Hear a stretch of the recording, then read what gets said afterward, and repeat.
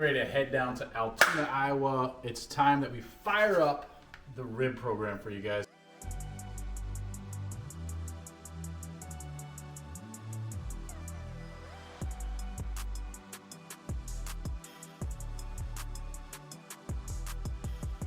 What am I cooking for ribs? About the middle of last year, I switched to Compart. Life got busy. I didn't have time to go through and select ribs from the cases at Walmart when I was cooking Prairie Fresh. Of course, you can always call Cordy Meats, or you can call down to the butcher shop or a number of other places around town and get whatever ribs that you're looking for. I've cooked Allegiance. I've cooked Prairie Fresh, obviously, Prairie Fresh Prime Line. I've cooked those. I've had success with different ribs all over the country.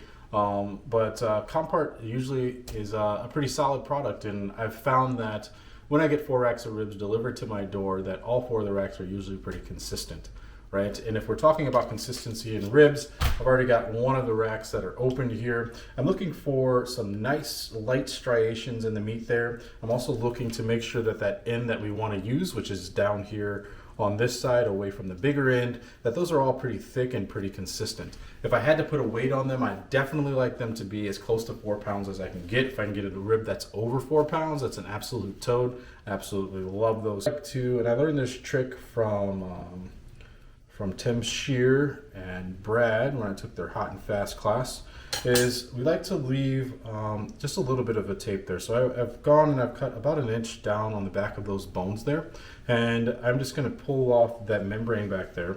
And what's happening when you're cooking on a can is that you're putting a lot of heat to these things, and if you're not careful, you can blow out all of your bones, which can make it really tough for get the selection of ribs that you're looking for.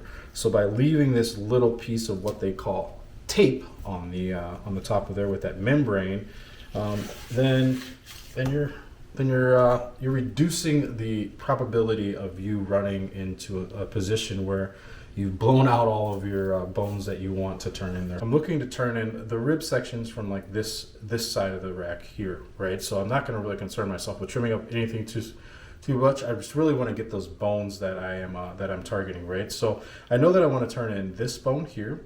I want to turn in this bone, and maybe this bone here. This bone might be good, and there's some meatiness down here. So what I'm going to do is this is a nice and actually really nice rack. I'm really happy with this. I'm going to take my knife here. I'm just going to run that square down the side. My knife. This is a Simeter, $30 job, Restaurant Depot.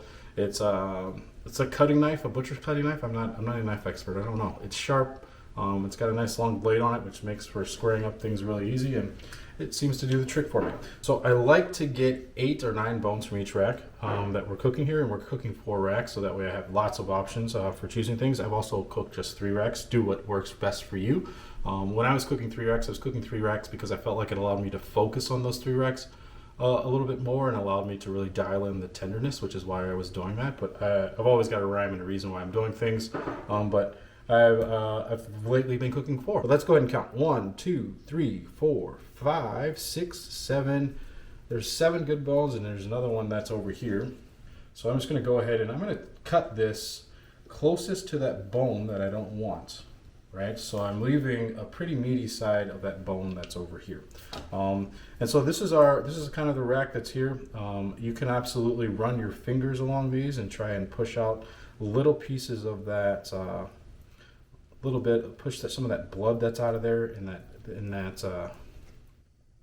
vein that's next to there. If you're seeing those dark spots on your ribs when they're cooking, that's because that blood is just being expelled during the cooking process, and you just can get those veins empty, and that'll alleviate that problem for you.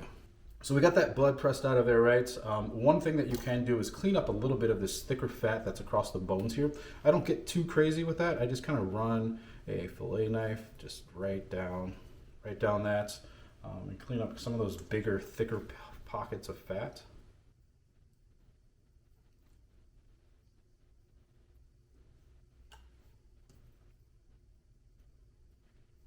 Right, and I absolutely am in love with that. Right, so the next thing that I like to do is just We've got a little bit of that, they've left a little bit of the cartilage from the flap or the rib tips that were on there. So I just like to clean that up a little bit and make sure that it's nice and square. I was having trouble with this because I was trying to do this job with a fillet knife before, and I had a good buddy tell me, why don't you just buy a bigger knife, and that way you'll make it in one fell swoop and your ribs will be straighter. And you know what? I had tried it, it worked. Shout out to my buddy for giving me that tip. Always so many helpful people in barbecue that are just out there, especially competition barbecue, that are willing to give you information to help you to improve, which is kind of the goal of this video. In addition to maybe giving some judges some insight about what it takes for us contenders to get that blind box into them on Saturday afternoon or Sunday afternoon if you're cooking a double. All right, so here we are. That looks pretty good. I'm pretty happy with that rack there. You can get really picky with this, right? You can slide some of that meat down on the end there, and you can just run your knife along that edge and kind of clean this up a little bit.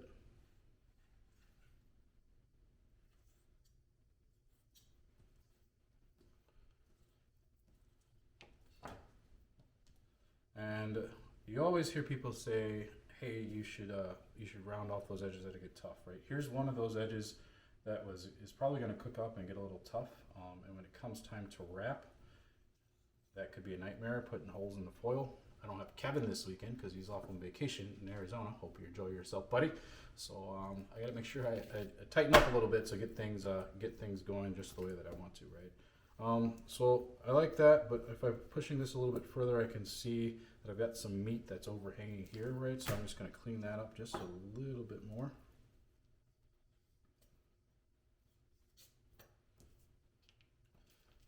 And there we are. And time for scissors.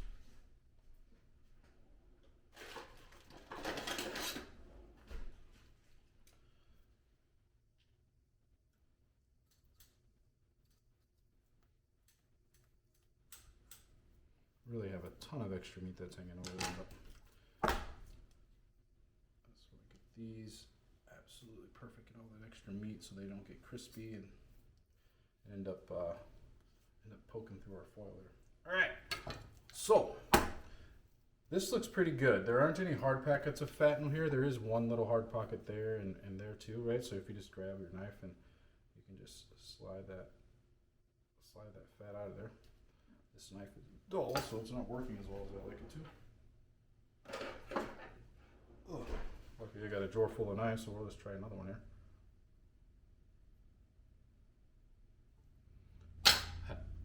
0 for 2. I need to go to the sharpening guy. Here's one of my comp knives. I know this guy's sharp. I just used it last night to trim up pork. There we go. And I'm not creating shiners here. You don't want to create shiners. You want to just take off that fat so that it's not as hard, and that so it'll all render down nice and evenly and give the judge a good bite. The last thing that you could do here is absolutely not required is if you're looking at this rack of ribs. If you're looking at this rack of ribs, you can see that these are all pretty even, and then I've got a little hump that's here, right? Cleaning out this hump will give me one more rib that I might be able to get out of there. So sometimes it's worth it to just take a knife and run that flat across the top of your rib and just knock down that hump a little bit.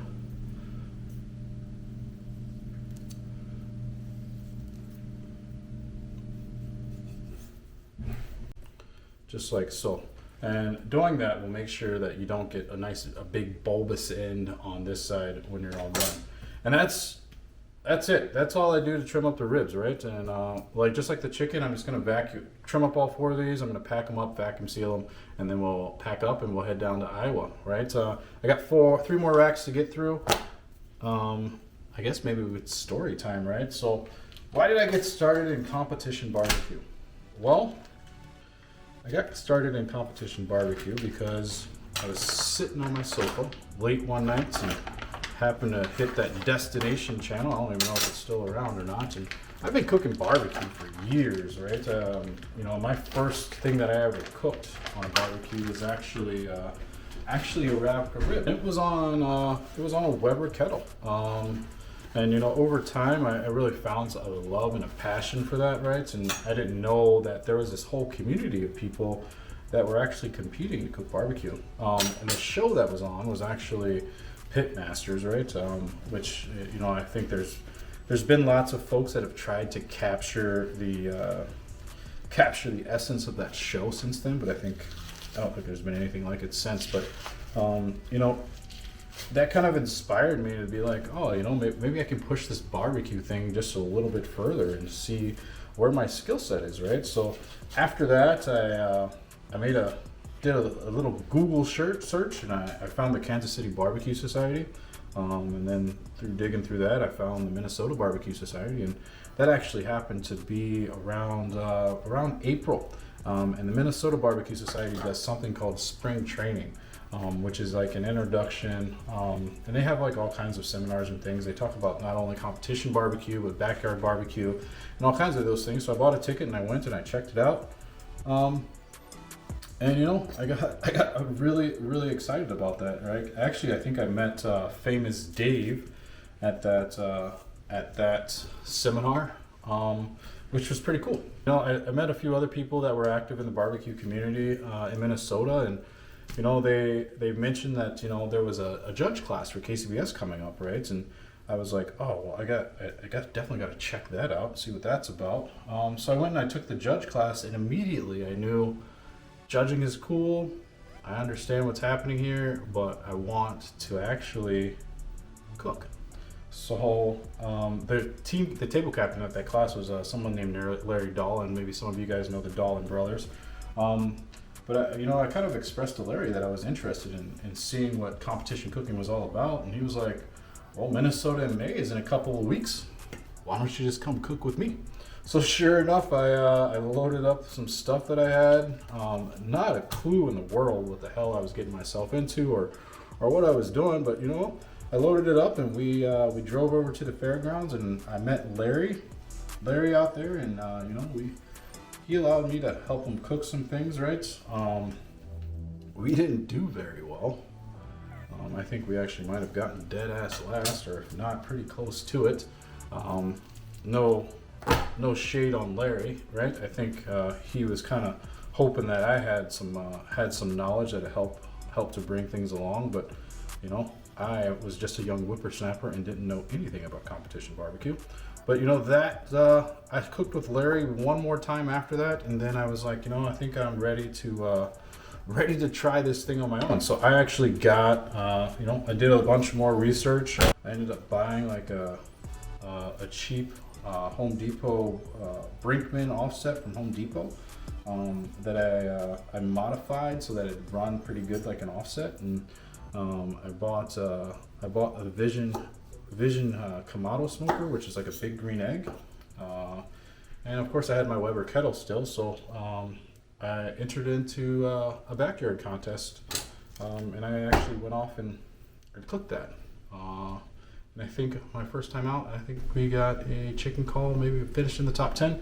And of course, as soon as you get your first call in competition barbecue, the hook is set, forget about it. So after that is just kind of history, right?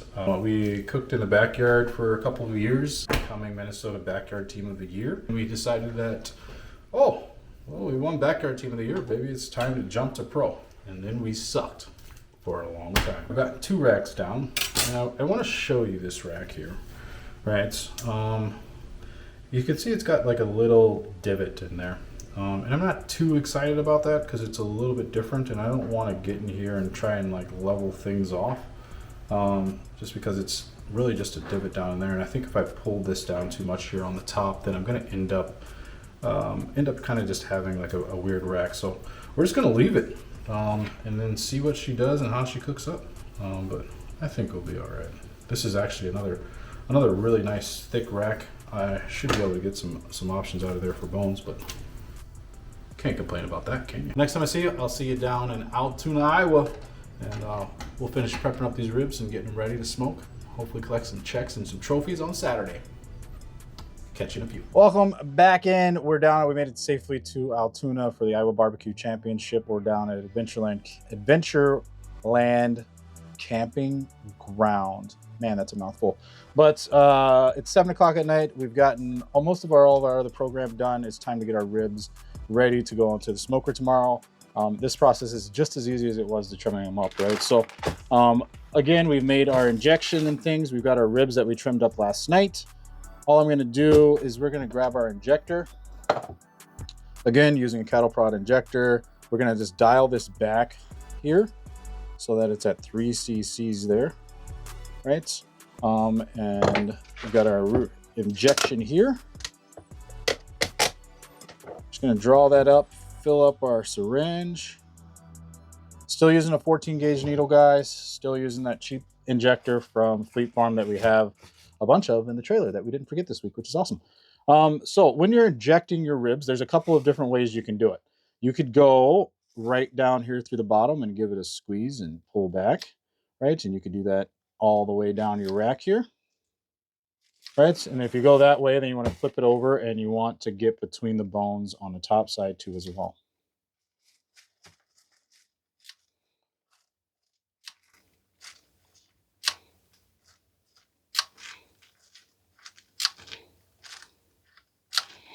So we should talk about how much injection you should use. I find that using about 1.5 syringes of my injection liquid per rack is pretty good, especially if I have really good marbling. If your ribs are nice and moist after they're done being cooked, then you probably are applying the right amount of injection. If they're a little on the drier side, then you probably don't have enough injection there, and you can boost that up the next time. And that's something that you'd want to keep in your notes from cook to cook, so that way you can track what you're doing, how much injection you're putting into there, and then how much how things are performing and where you think you need to adjust things to get to that score that you're looking for. So then after I've injected through the bones, I like to come back in through that area that I know that I'm going to be using, and I just come in and kind of blow those up just a little bit more. And you can see I'm losing a little bit of injection out the bottom there, which I'm not too concerned about, but that's pretty good. And then I just want to maybe hit the tops of those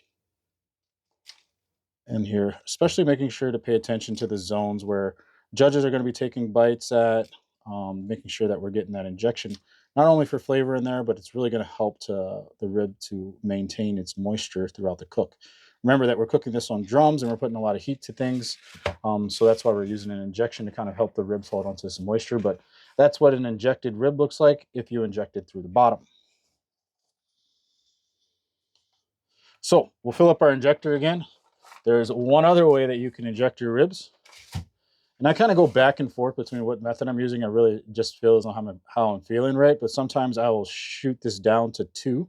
So I'll adjust that back down to 2 there, just like that. And then I will just go right next to the bone and do a bunch of small trigger pulls in between the bone.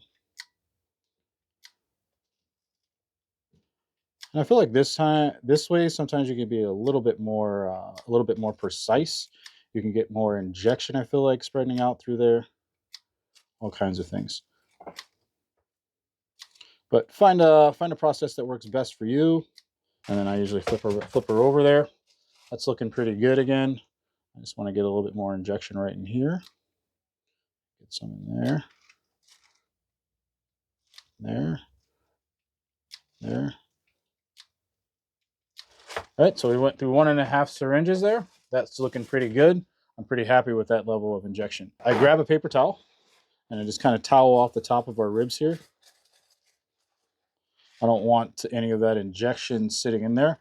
The injection has some salt in it, and one thing that I've noticed is that if you apply too much salt to the top of your ribs, then that permeates the rib and you kind of starts to cure them a little bit. So if you ever have that hammy tasting ribs, maybe you've got some injection that's been sitting up on your ribs overnight, and that can kind of give that effect there. But once we get that all dried up there, these racks are absolutely beautiful. These Compart ribs are looking good. Hopefully I can do them some justice tomorrow and make them walk. But then I got my top secret rub here, and I'm just going to sprinkle a little bit of that top secret rub right on the top of this. I'm going to take our rack and throw her right down on there. Flip her down, roll her up. And that's it. You'll repeat this 4 more times because we've got 4 racks of ribs or 3 racks of ribs or 12 racks of ribs or however many it takes for you to feel comfortable at a contest. put these back in the cooler, and then we'll see you all tomorrow morning at about 7 a.m. to get the fire lit, get a rib seasoned up, and get them out on the smoker.